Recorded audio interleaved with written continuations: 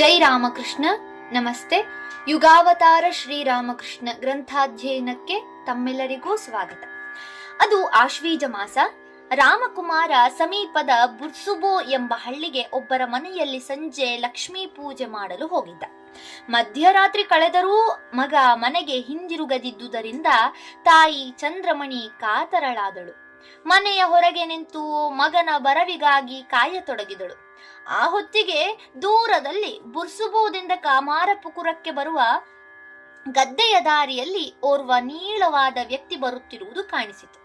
ಮಗನ ದಾರಿಯನ್ನೇ ಕಾಯುತ್ತ ಕುಳಿತಿದ್ದ ಅವಳಿಗೆ ಅದು ತನ್ನ ಮಗನೇ ಇರಬೇಕೆನಿಸಿತು. ಆನಂದ ಭರಿತಳಾಗಿ 4 ಹೆಜ್ಜೆ ಮುನ್ನಡೆದಳು. ಆದರೆ ಆ ವ್ಯಕ್ತಿ ಸನಿಹಕ್ಕೆ ಬರುತ್ತಲೇ ತಿಳಿಯಿತು, ಅದು ರಾಮಕುಮಾರನಲ್ಲ, ಸಕಲಾಭರಣಗಳಿಂದ ಸಿಂಗರಿಸಿಕೊಂಡ ಸುರಸುಂದರಿಯಾದ ಒಬ್ಬಳು ಹುಡುಗಿ ಎಂದು. ಇಂಥ ಅಪರಾತ್ರಿಯ ವೇಳೆ ಸುಂದರ ಸ್ತ್ರೀಯೊಬ್ಬಳು ಹೀಗೆ ಸಕಲ ಚಿನ್ನಾಭರಣಗಳಿಂದ ಅಲಂಕರಿಸಿಕೊಂಡು ಏಕಾಕಿಯಾಗಿ ಬರುವುದೆಂದರೇನು? ಆದರೆ ಚಂದ್ರಮಣಿಗೆ ಅದೆಲ್ಲ ಹೊಳೆಯಲೇ ಇಲ್ಲ.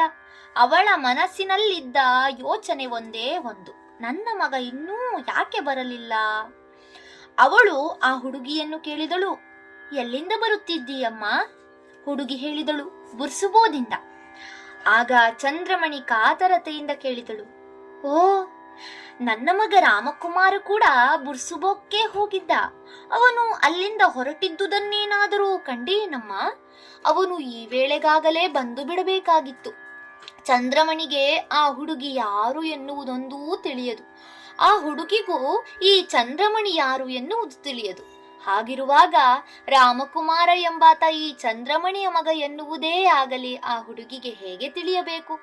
ಆದರೆ ತನ್ನ ಮಗ ಇನ್ನೂ ಬರಲಿಲ್ಲವಲ್ಲ ಎಂಬ ಒಂದೇ ಚಿಂತೆ ತಲೆಯಲ್ಲಿ ತುಂಬಿದ್ದ ಚಂದ್ರಮಣಿಗೆ ಅದೆಲ್ಲ ಹೊಳೆಯಲು ಸಾಧ್ಯವಿರಲಿಲ್ಲ.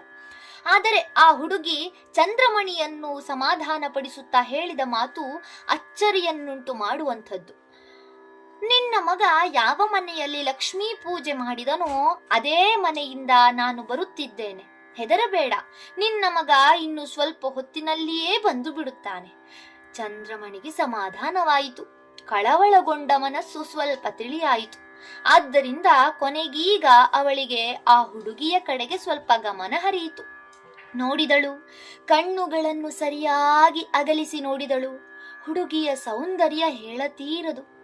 ಅವಳ ಕಂಠವೋ ಜೇನು ಕಂಠ, ಅವಳ ಉಡಿಗೆ ತೊಡಿಗೆಯೋ ಬಹು ಆಕರ್ಷಕ, ಇನ್ನು ಅವಳ ಆಭರಣಗಳೋ ದೇವರು ಲೋಕದ್ದು. ಅವಳೆಂದಳು, ಮಗು, ನೀನಿನ್ನೂ ಚಿಕ್ಕ ಹುಡುಗಿ. ನೀನು ಇಂಥ ಸುಂದರವಾದ ಆಭರಣ ಉಡಿಗೆ ತೊಡಿಗೆ ಧರಿಸಿಕೊಂಡು ಈ ಅಪರಾತ್ರಿಯಲ್ಲಿ ಹೋಗುತ್ತಿರುವುದಾದರೂ ಎಲ್ಲಿಗೆ? ಅದಿರಲಿ, ನೀನು ಕಿವಿಯಲ್ಲಿ ಧರಿಸಿರುವ ಈ ವಿಚಿತ್ರ ಆಭರಣದ ಹೆಸರೇನು? ಮುಗುಳ್ನಗುತ್ತಾ ಹುಡುಗಿ ಎಂದಳು, ಇದು ಕರ್ಣಕುಂಡಲ. ಬಳಿಕ ಮುಂದುವರಿಸುತ್ತಾ ಹೇಳಿದಳು, ನಾನಿನ್ನೂ ಬಹಳ ದೂರ ಹೋಗಬೇಕಾಗಿದೆ. ಇನ್ನು ನಾನು ಬರಲೇ? ಚಂದ್ರಮಣಿ ಭಾವಿಸಿದಳು, ಪಾಪ, ಈ ಹುಡುಗಿ ಬಹಳ ಕಷ್ಟದಲ್ಲಿರಬೇಕು, ಸ್ವಲ್ಪ ಸಹಾಯ ಮಾಡೋಣ ಎಂದು.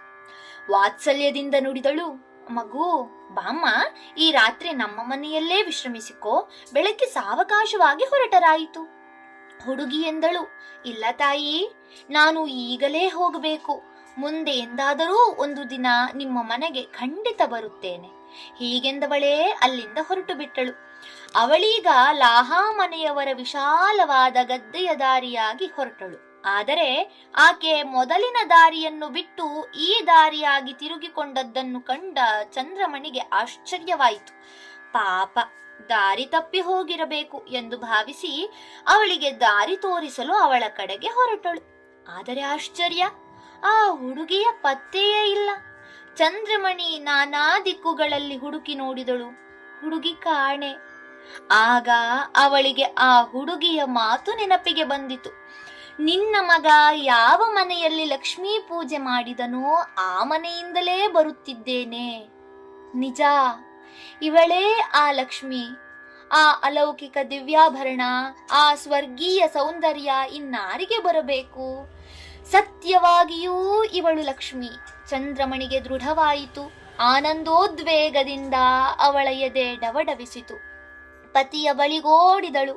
ಮೊದಲಿನಿಂದ ಕಡೆಯವರೆಗೂ ವಿವರವಾಗಿ ಬಣ್ಣಿಸಿದಳು. ಪರಮ ಸಾತ್ವಿಕನಾದ ಕ್ಷುದಿರಾಮ ಎಲ್ಲವನ್ನೂ ಶಾಂತವಾಗಿ ಕೇಳಿ ಪತ್ನಿಗೆ ಭರವಸೆ ನೀಡುತ್ತಾ ನುಡಿದ, ಚಂದ್ರ, ನೀನು ನಿಜಕ್ಕೂ ಪುಣ್ಯವಂತೆ.